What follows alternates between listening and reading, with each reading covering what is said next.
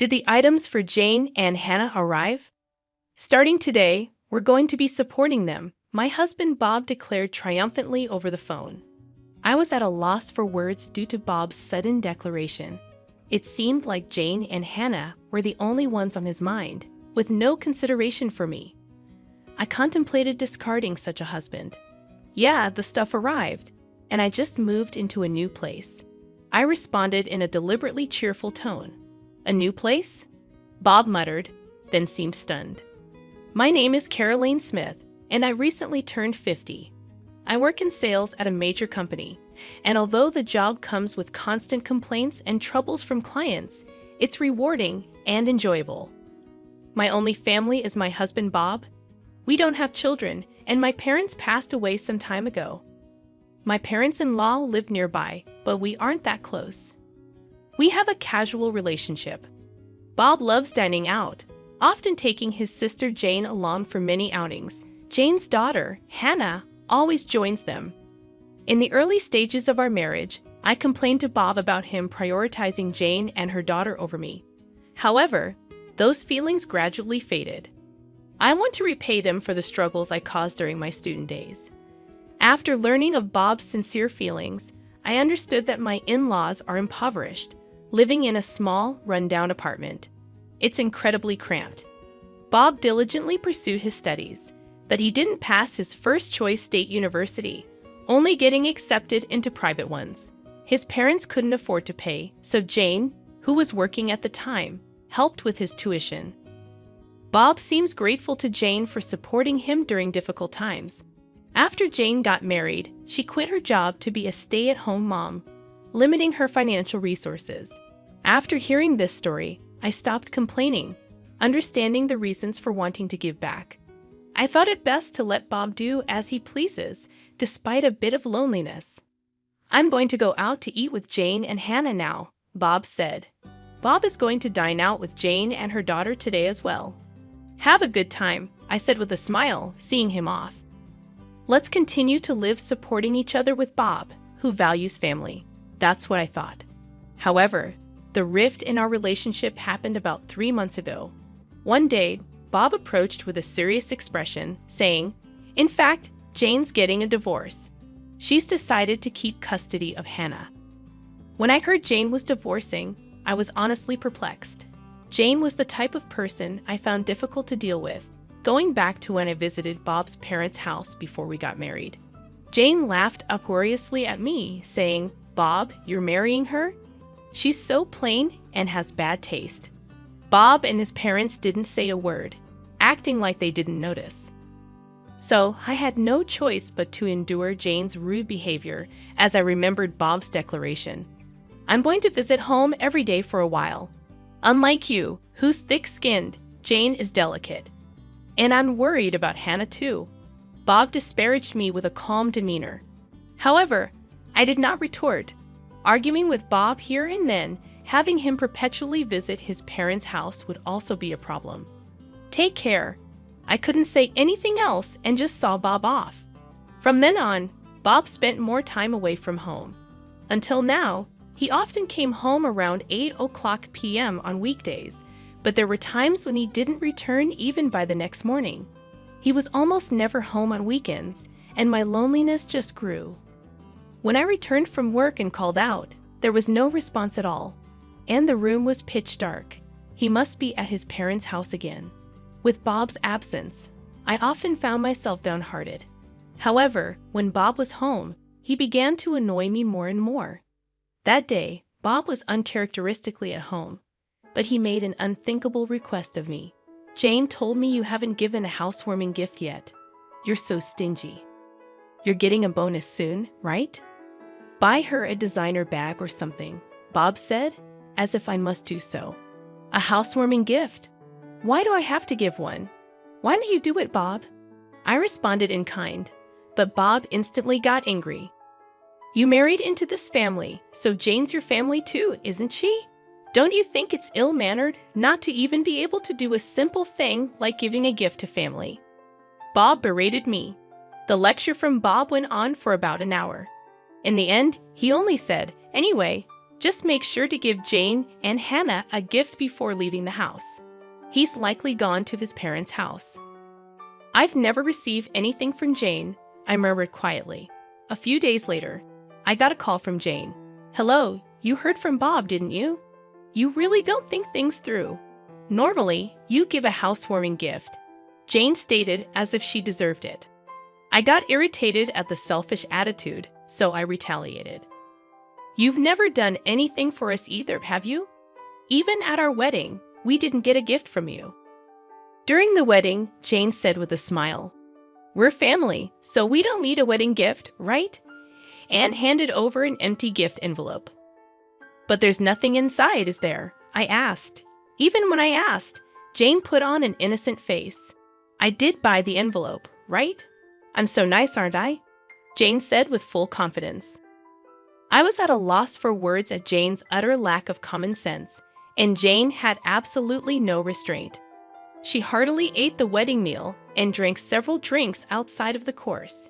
Even when I handed Jane the catalog gift for the guests, she complained, Aren't there any luxurious items? If there were, I could take home several. Caroline, you really don't think things through. That was the outcome, with her complaining like that. Remembering all that, Jane replied with a scoff, You're my brother's wife. I don't need to give you anything, do I? You're the lowest in our family hierarchy. Rather, it's only natural for you to honor me. If you understand, go buy a new designer bag quickly. I was astounded at the way Jane spoke, unable to say anything. Hannah strikes up a conversation. Caroline, make sure you buy my bag too. It has to be the one exclusive to the Fifth Avenue store, or I won't forgive you. Bye, Hannah. Laughing loudly with a ha-ha-ha. Hung up just like that. Unbelievable. Why am I the only one who has to endure this? I heaved a big sigh. After that, Bob just stopped coming home. Whenever he did come back, he would take money from my wallet without any regard for my desperate attempts to stop him. You're always at home, so you're not going to use the money, right? I'll use it for something worthwhile. Be grateful. Waving a few bills, Bob left the house. I couldn't take this anymore. I was becoming worn out from Bob's selfish actions. Then one day, the doorbell rang, and I opened the front door. Hello, I said, and someone who appeared to be a mover said, Is this the residence of Mr. Bob Smith? We'll start moving the stuff right away, and began bringing a multitude of boxes into the house. I hurriedly tried to stop him, saying, Wait a minute, we didn't order this. However, the mover responded with a slight troubled look. It's Mr. Bob Smith's residence, right? We received a request directly from him. Perplexed by the mover's reply, I immediately called Bob. Fortunately, Bob answered right away. In the background of the call, I could hear the crude laughter of what seemed to be Jane and Hannah. I confronted Bob. There are movers here bringing box after box into our house. What's going on? Then, Bob said something completely unexpected. Oh, did the stuff for Jane and Hannah arrive? From today, we're going to be supporting them. I don't need your opinion, got it? Bob declared triumphantly over the phone. In the background, Jane started to speak. Welcome aboard. Since you don't have kids, you must be thrilled to take care of our Hannah, right? Be grateful. Hannah voiced her displeasure with a tinge of offense. What? This old lady is going to be like a parent? So embarrassing. I can't tell my friends. I was at a loss for words due to Bob's sudden declaration. Surely the in-laws' house must have become too cramped, prompting Jane to plead with him. Our house is bigger and has spare rooms. No doubt they were requested by Jane and Hannah, who knew about this. It seemed like Bob only had Jane and Hannah on his mind. There was not a shred of consideration for me. I might as well discard such a husband. I made up my mind as I remained silent. Bob continued to issue orders. Additional baggage will arrive in a week. I bought new furniture for Jane and Hannah online, so make sure to get things sorted out. We'll stay at our parents' place until then. We can't live in a room scattered with boxes. Bob said so with a laugh. Hey, isn't this too pitiful for Caroline? She has to sort out our stuff all by herself. Jane was also snickering. It's our precious belongings. Handle them with care. Hannah had the audacity to demand. I wanted to hang up this call so badly. All right. I simply said that and immediately hung up the phone. Right after hanging up the phone, I swiftly sprang into action. A week later, Bob called again. Did the additional baggage arrive? Did you tidy up the room properly? Bob probably wants to know the current state of the house. He seemed somewhat anxious. Unable to calm down, so I smiled sweetly. Yep, the stuff arrived. And I just moved into a new place. I responded in a deliberately cheerful tone. Ha, a new place. Bob muttered and then was stunned. In fact, on the day Jane and Hannah's belongings first arrived, I promptly sprang into action and headed to a local real estate agent, directly negotiating to find a place to live. Initially, they declined, stating it was impossible, as most places require renovations before moving in or have handover procedures, meaning you can't move in on the same day. However, after checking with several agents, I was introduced to a women-only shared housing. It came with automatic locks, providing a safe environment for women to live in. The bathroom, toilet, and kitchen were shared, and electricity and gas were already set up, allowing for immediate use. Additionally, a cleaning service came regularly, making it a well-thought-out housing option. Since it was furnished, minimal luggage would not be a problem. According to the real estate agent, there was just one room available. I'd like to see the room right away. I immediately requested from the agent. They took me to view it straight away. And just by taking one look inside the room, I decided I'll take it. When I shared this story, Bob was visibly shaken, even over the phone. Moving out on your own is utterly unreasonable, isn't it? We're a married couple. Apologize to me right now and come home, Bob scolded me. Jane, perhaps shaken, hysterically asked, "What's happening with our room?"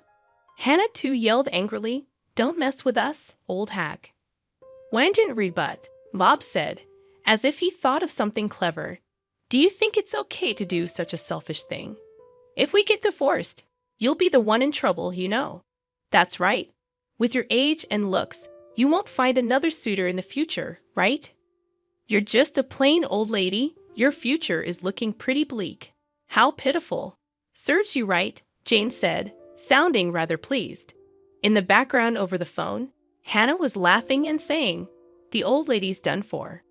At that moment, Bob said, sounding smug, "If you apologize to us sincerely from now on, I'll forgive you. Unlike you, we're kind after all," he snorted through his nose, laughing. In the background of the call, Jane and Hannah were shouting in agreement, so I decided to set the record straight.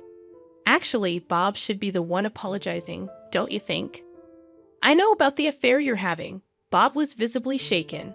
The truth is, Bob had been cheating for over 3 months. The other woman was a colleague from his workplace. "How did you find out?" "I thought I'd been utterly discreet," Bob asked, his voice trembling with fear. He must have been so sure he wouldn't get caught, so it wasn't surprising he reacted that way. Being the kind-hearted person that I am, I decided to tell him. "I hired a private investigator just in case, because you've hardly been home, right? I thought maybe you were cheating." Good thing I trusted my instincts, and since Bob stayed silent, I just kept on going. I was shocked when the PI got back to me. They finished the investigation in 3 days. "You were seeing her every day, huh?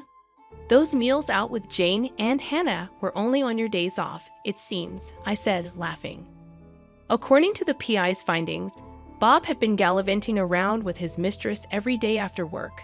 The money he'd likely been taking from my wallet must have been for her.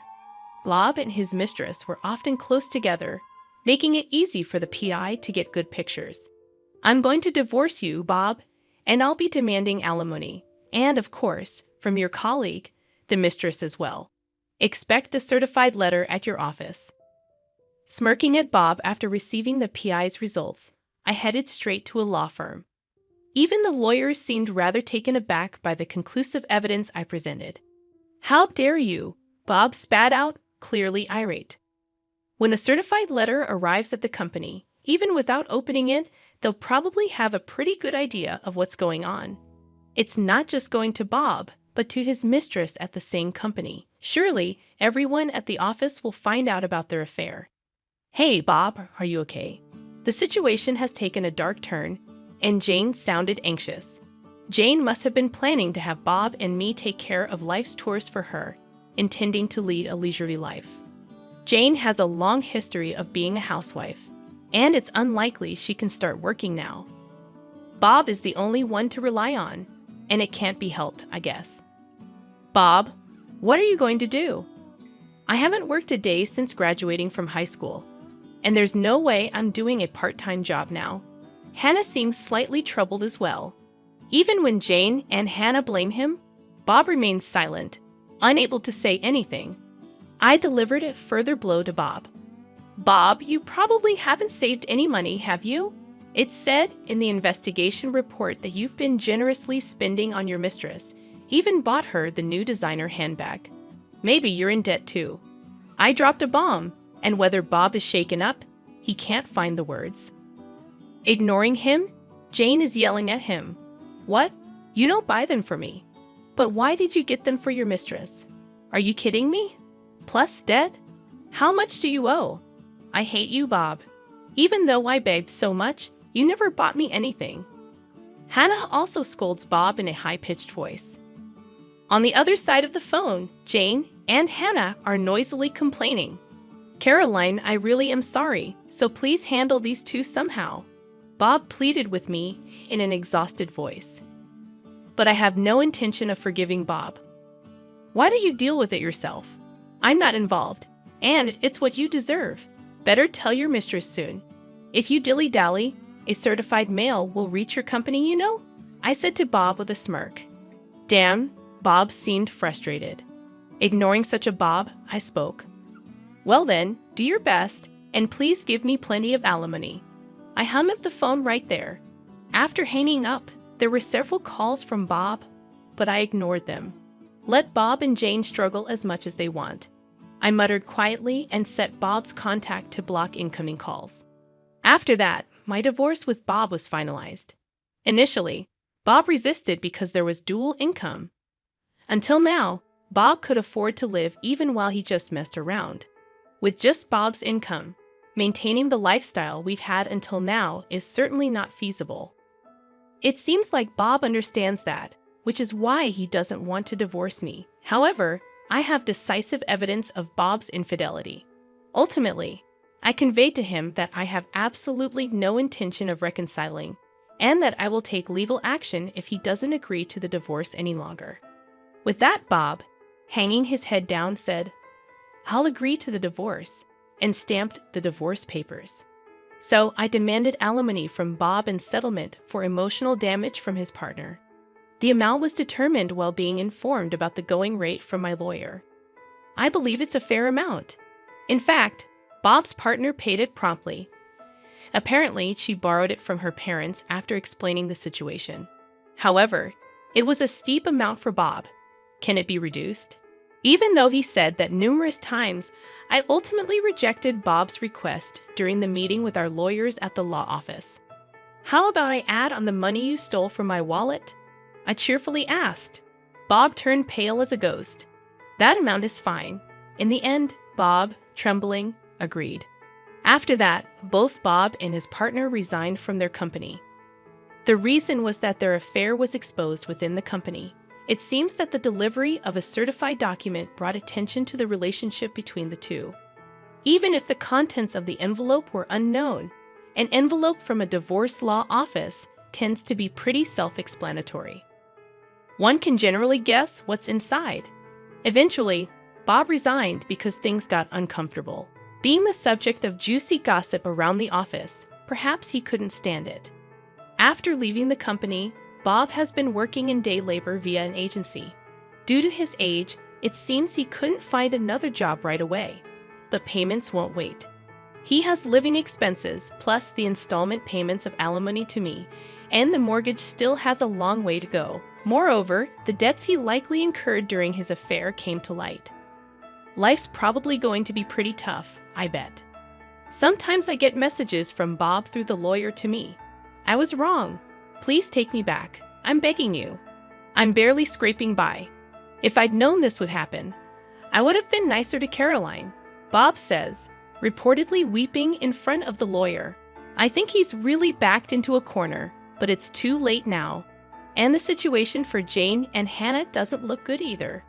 Currently, they are living with Bob, but since Bob has no money, their living situation seems dire.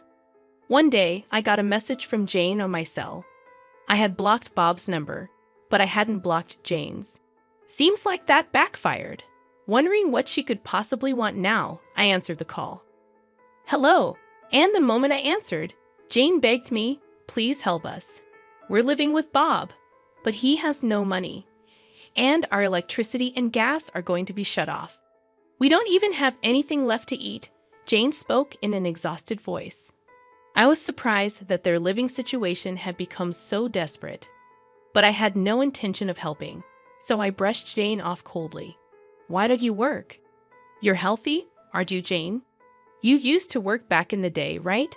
Then Hannah, presumably next to Jane, spoke up. Caroline, isn't that harsh? You're working at a major company. You wrangled money out of Bob and his affair partner, so you must have some financial leeway, right? So you have a duty to support Mom and me. If you tell us your address, we'll come there. Take care of us. Hannah apparently has no intention of working even now. It's truly exasperating considering she's still young. Biting back a sigh, I conveyed my stance. Now that I'm divorced from Bob, I'm a complete stranger to you, Hannah. I have no intention of supporting you, and I don't want anything more to do with you. Don't call me again. As soon as I finished speaking, Hannah shouted, Don't mess with me, you old hag. You should just quietly take care of us. Tell us your address right now. After that, they kept shrieking for quite a while. Their characters will likely never change for the rest of their lives. I have nothing to do with this anymore. Goodbye. With that, I hung up the phone. I immediately blocked Jane's number. I never want to deal with them again. In their current state, they will likely face more hardship, but it's their own laziness that brought this upon them. I think it's fine if they continue to suffer. A year later, I decided to move out of the shared housing. It's a bit sad to leave where I made friends. The reason I'm leaving this fun and lively place is because I decided to adopt a dog. I met the dog at an adoption event a dog-loving friend invited me to, and I went along. That's where I had a destiny-filled encounter. While other dogs were being friendly with various people, this dog was different. It stared at me intently the moment our eyes met. I thought this dog might need me. After that, I attended the adoption events many times and deepened my bond with him. After several visits, joyfully, I was allowed to adopt him. However, the shared housing doesn't allow pets, so sadly, I had to move out. Now I live in a pet-friendly apartment. Dogs don't betray you, and it's so cute when I call. He runs towards me joyfully. There will probably be various difficulties in the future, but I'm not alone anymore. I want to move forward, facing forward, supporting each other with this beloved dog.